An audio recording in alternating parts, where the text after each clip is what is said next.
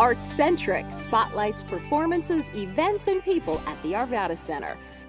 In this segment, the cast and crew take us behind the scenes of the musical All Shook Up. War through a party in the county jail. The prison band was there and they began to wail. The band was playing and the joint began to swing. You ought to heard those knocked out jailbirds sing, let's rock. All Shook Up is called a jukebox musical. That's where they took 24 songs by Elvis Presley and created a whole new plot line. Set in 1955, it's about a very depressed and repressed community in the Midwest. And then comes along this roustabout who has this magical touch and has this way of inspiring people to start following their own dreams. Close your eyes and imagine yourself happy. Now what do you see? Me? In a white leather jacket, hitting the open road, and what? I can't tell you. Look in my baby blues and tell me. And I'm not riding alone. I'm with this great guy. Well, go get that guy. You gotta kickstart your life. It's Elvis music.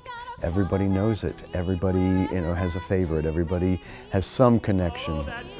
It gives you that summer fun lift. Without having to think a whole lot, you just have a good, enjoyable evening at the Arvada Center. But typical of artistic director Rod Lansberry, he had already done a great deal of thinking about how to make the show a success long before cast and crew assembled for day one of rehearsals. And he selected director Christy Montour Larson to carry out the vision.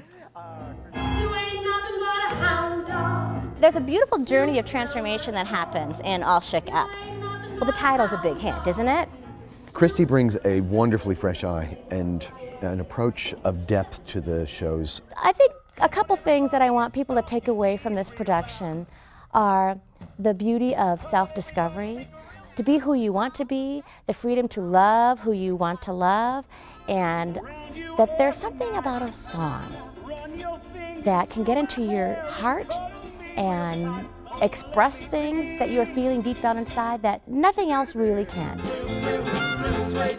No doubt about it, music is king in this production. Well, they're all catchy. I mean, there was a reason why they were a hit in the 50s, and the 60s, some of them. They just know how to get a hook in your head, and they stay there, trust me, all night. And everybody knows these songs, so of course, once you hear them, the familiarity of it is so exciting. Elvis had a bunch of different careers. I mean, he had his rock and roll career, he had his gospel career, so there's a lot of mixing up of those two ideas. So there's a lot of stuff going on. Nels directs all sorts of plays and music genres, but admits he's in his comfort zone with the rockin' songs of All Shook Up.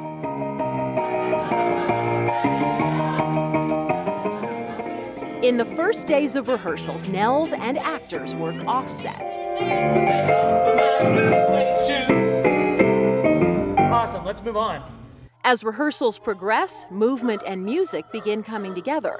Nels and a live band become part of the action, tucked behind sheer fabrics, often brightly lit.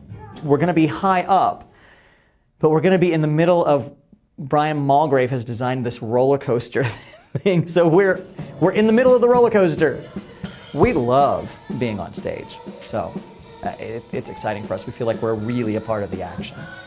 Being part of the action presents a challenge since Nels also conducts during the show, and being high up, he loses the advantage of direct visual contact with actors that he would normally have if seated in the orchestra pit. So we do two things. We have a video monitor that's way high up over the audience head, and they can see me conducting. Plus, we count everything. I'll time things to their steps, I'll time cutoffs to their words. So we have a couple of ways of getting around it. 6 musicians keep the show energy going. So it's a standard rock band plus some brass. So it's rock and roll from the 50s with a little bit of a Broadway feel to it. And I think it really does add an element of excitement to have those brass instruments just popping out, especially in the dance breaks. I mean, it makes it so exciting and it sounds full.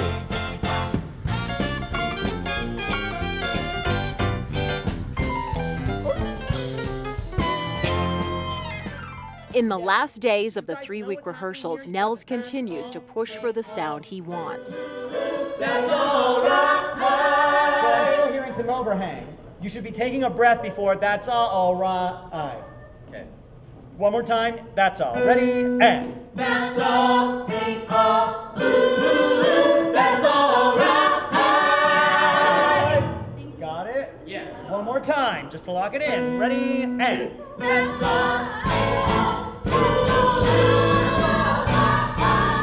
While music is paramount, a lot of hip swiveling goes right along with it.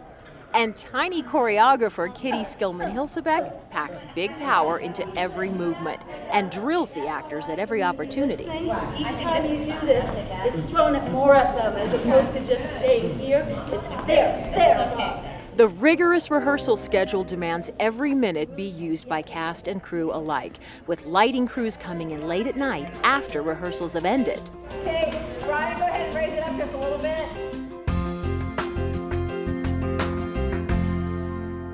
It's a long process. Lighting is one of them that, like sound, a lot of it is done in the theater. Raise it up. Okay, that's good, lock it.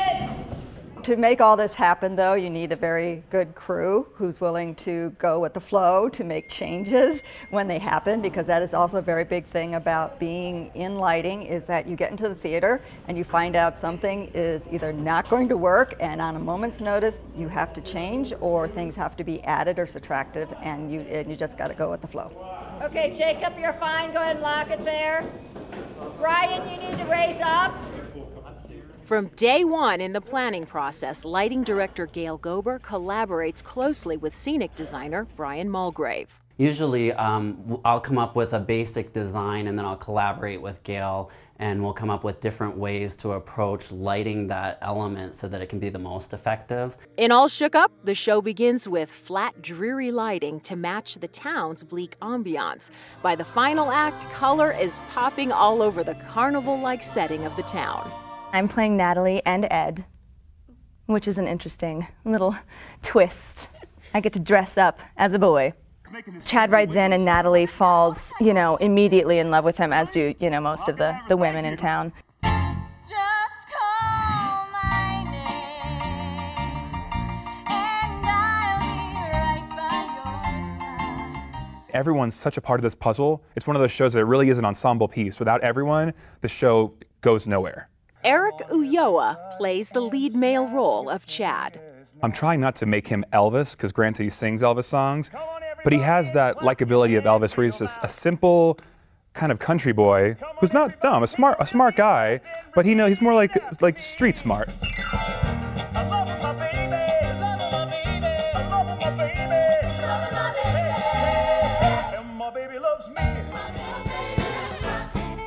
It's so part of our Americana and our history and pop culture, and to hear it fresh is going to be really exciting.